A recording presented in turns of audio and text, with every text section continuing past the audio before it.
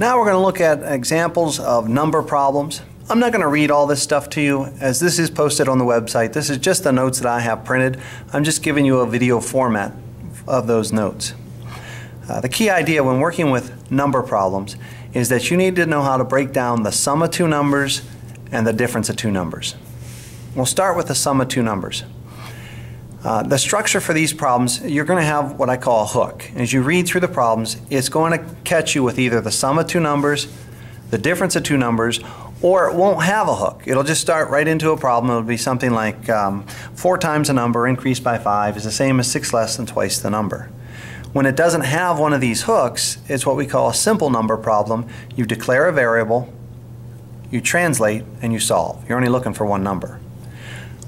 On these two problems, or these two hooks, it'll say something like the sum of two numbers is 45.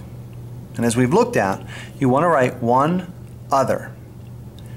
Call the first number x, and the other one will always be the number minus x. And I want you to understand what's happening here. It says sum, but I declare with a minus. Because if I were to add these two expressions up, you have x and you have a negative x. When you add them up, the x's drop out and you get that 45. So if I said the sum of two numbers is 70, I could go x and 70 minus x, because when I add the expressions, the x's drop out. If I said the sum of two numbers is 90, I would say x and 90 minus x. The sum of two numbers is 5. I would say x and 5 minus x. One of the issues that we'll see when we're declaring variables and setting up word problems is they'll talk about larger, smaller. For the setup of a sum, the sum of two numbers, it doesn't matter who you call larger and smaller. It's a random choice that needs to be made by the student.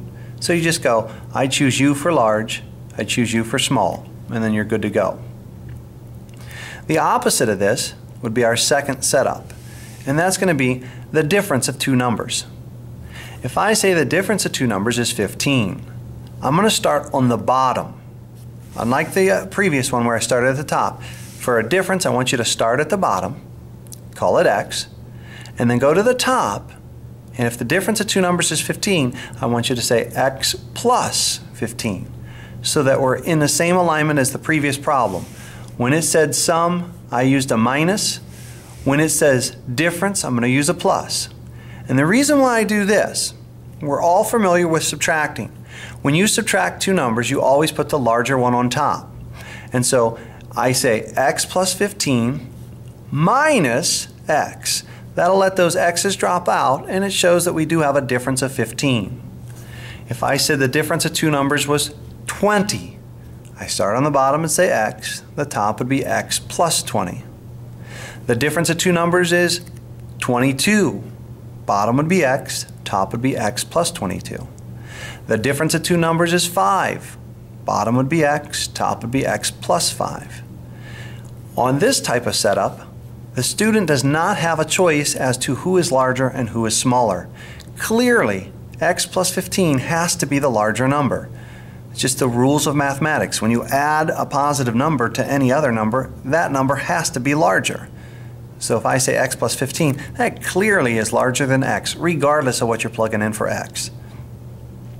So there's your two setups, your two hooks for number problems. We'll look at a couple examples next.